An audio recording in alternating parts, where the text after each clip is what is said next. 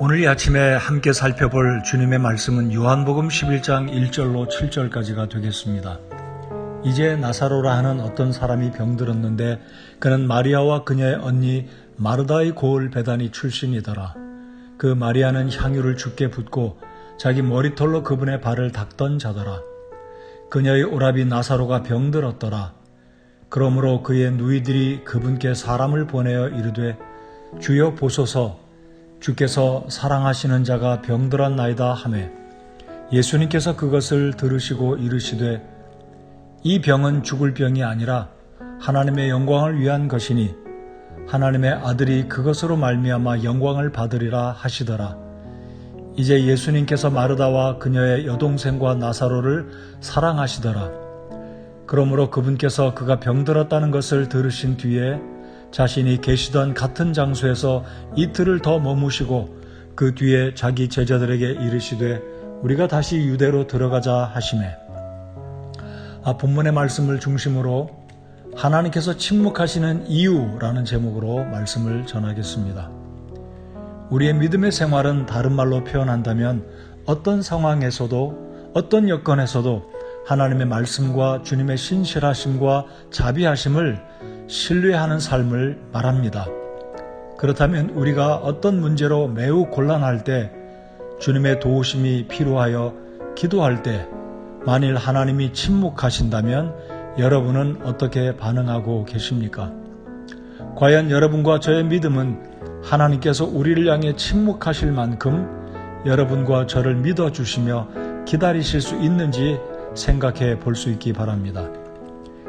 예수님은 주께서 사랑하시는 자 나사로가 병들었다는 소식을 접하셨을 때 속히 그에게 달려가 그를 치유해 주시지 않으시고 이틀을 더 지체하셨습니다. 그리고 이틀 후에 제자들과 함께 나사로의 집을 방문하셨습니다.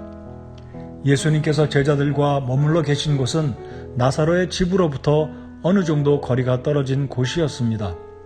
나사로가 중병에 걸려 위험에 처했다는 소식을 예수님께서 전해온 사람들이 그의 집을 떠났을 때 전후로 나사로는 이미 사망했을 것입니다. 왜냐하면 예수님께서 그 소식을 접하신 후 나사로의 집을 방문했을 때는 이미 나사로가 죽어 장사 지낸 지 나흘이 경과되었기 때문입니다. 나사로의 집안에는 부모님이 일찍 세상을 떠난 것 같습니다. 나사로는 두 여동생 마르다와 마리아를 도와 가정을 일으켜 왔습니다. 그러니까 나사로는 집안에 의지할 유일한 남자이자 오라비이자 가장이었습니다. 그러므로 나사로가 중병에 걸려 위급할 때 마르다와 마리아는 예수님의 도우심이 얼마나 다급하고 간절했겠습니까? 그런데 예수님은 나사로가 중병에 걸려 위급하다는 소식을 전해 들으셨지만 의도적으로 지체하셨고 침묵하셨습니다. 요한복음의 저자 사도 요한은 예수님이 나사로를 사랑하는 사람이라 이런 표현을 분명히 기록하였고 예수님은 나사로의 무덤 앞에서 기도하실 때 눈물을 흘리실 만큼 그를 진정으로 아끼고 사랑하셨습니다. 우는 아이에게 사탕 하나 더 준다 이런 말이 있지만 우리가 하나님 앞에 간절히 기도하며 무언가 도움을 요구할 때 하나님이 침묵하고 지체하신다면 우리는 어떻게 해야 하겠습니까? 역설적인 논리입니다마는 우리의 기도와 간구에 하나님은 아직도 응답하지 않고 지체하신다는 것은 하나님은 아직 저와 여러분을 믿고 계신다는 의미도 포함이 됩니다. 우리가 아직 믿음으로 견딜만 하고 버틸 수 있기에 주님도 기다리고 계실 수 있다는 것을 알아야 하겠습니다. 우리가 응답을 받지 못하더라도 여전히 하나님이 되심을 인정하고 기도를 멈추지 않으며 믿음으로 살아가고 있는 것을 하나님께서 믿어주고 계신다는 것입니다. 하나님의 침묵의 또 다른 이유, 지체의 또 다른 이유는 우리에게 더 큰 기쁨과 나아가 하나님의 영광을 나타내시고자 하는 이유 때문입니다. 예수님께서 나사로의 집에 당도하셨을 때 마르다는 두 눈가에 이미 슬픔의 눈물로 가득 채워진 채로 주님을 원망하듯 이렇게 말했습니다. 21절을 보면 그때 마르다가 예수님께 이르되 주여 주께서 여기 계셨더라면 내 오라비가 죽지 아니하였으리이다. 예수님은 나사로를 병석에서 일으키시는 기쁨의 복보다 더 큰 기쁨과 주의 영광을 위해서 목적과 선한 의도를 지니시고 이틀을 지체하셨음을 마르다는 알지 못했습니다.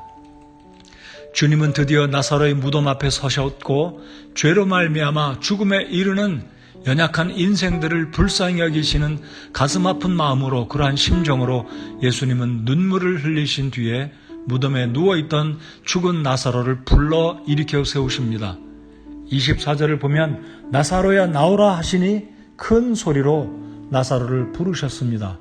이에 성경은 말씀하기를 죽은 나사로가 수의로 손발에 묶인 채 나왔다고 기록하였습니다.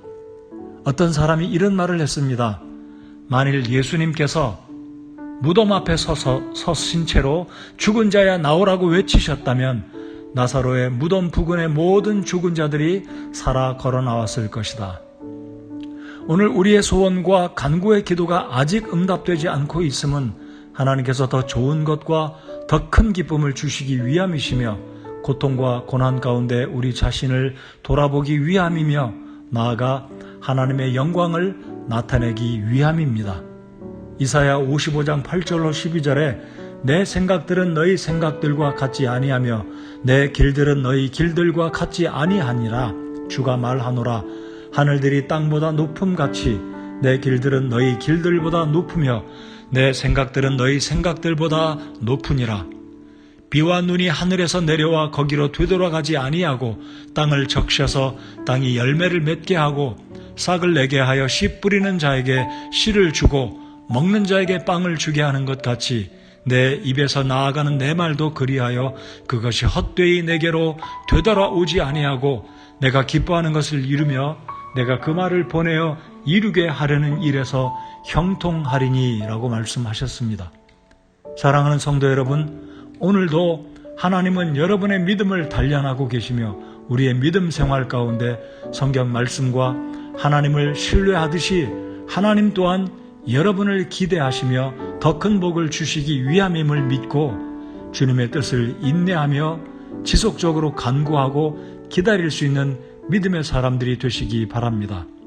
하나님의 지체하심 또는 침묵은 또 다른 섭리와 복을 주시기 위함임을 그리고 하나님의 영광을 여러분의 삶을 통해 주님이 받으시기 원하신다는 사실을 확신하시기 바랍니다.